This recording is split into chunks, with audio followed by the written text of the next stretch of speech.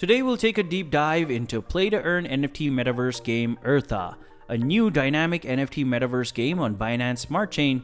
We'll start with the big picture and then get into the in-game specifics so you can truly understand what this game is about. Before we continue, kindly hit the notification button to be notified when next I post new videos. Let's get started without further ado. After watching this overview video, perhaps you'll be interested in participating and playing Ertha, as well as the big picture. What exactly is it? Ertha is a play-to-earn NFT metaverse game similar to Decentraland, in which you can own plots of land and earn revenue on that land in perpetuity. In this case, Ertha tokens. So this is a play-to-earn game that the more you play, the more opportunity you have to earn. We'll get into the specifics in just a little bit. The Earth metaverse, as in like the lore or maybe more like the atmosphere, is similar to Heroes of Might or a Magic type game where you, as previously stated, is the controller. Ertha was built on the Binance Smart Chain for low cost, easy gameplay that is accessible to all wallet sizes as well. Ertha's globe is made up of 350,000 hex land plots, which are represented as NFTs. The game is designed to replicate the real-life environment by simulating the actions that people must perform to earn a living. So this is what the Ertha globe looks like. You can do a 360 view all around the world.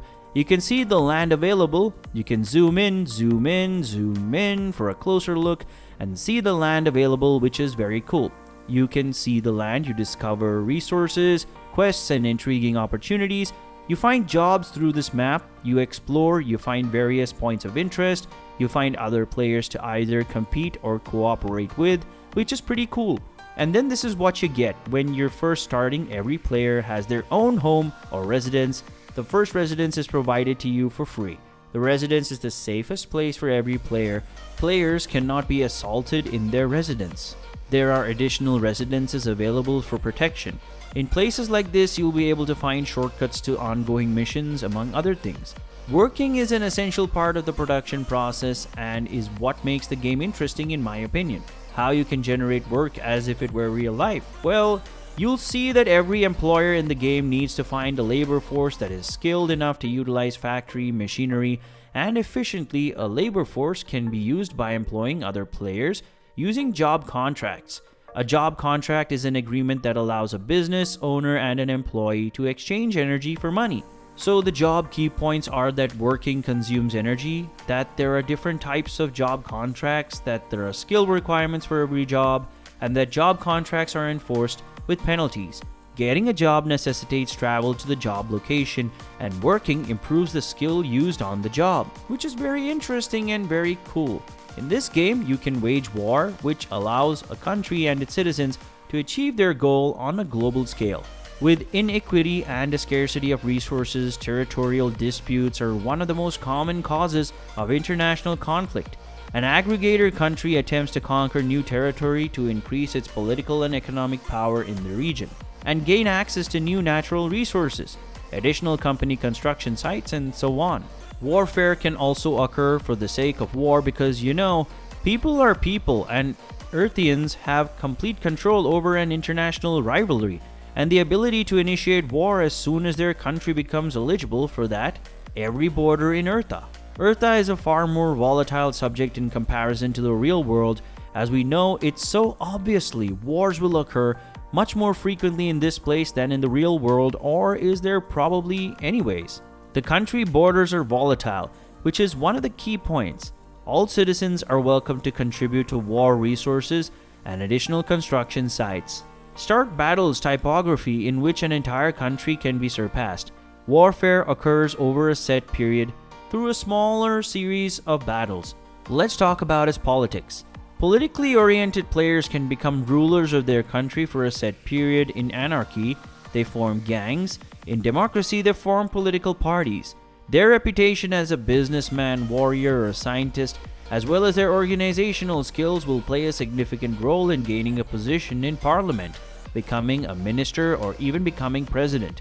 When in positions of power, players are responsible for successful money collection and wise distribution. When it comes to controlling the direction of a country's industrial development, the budget is crucial.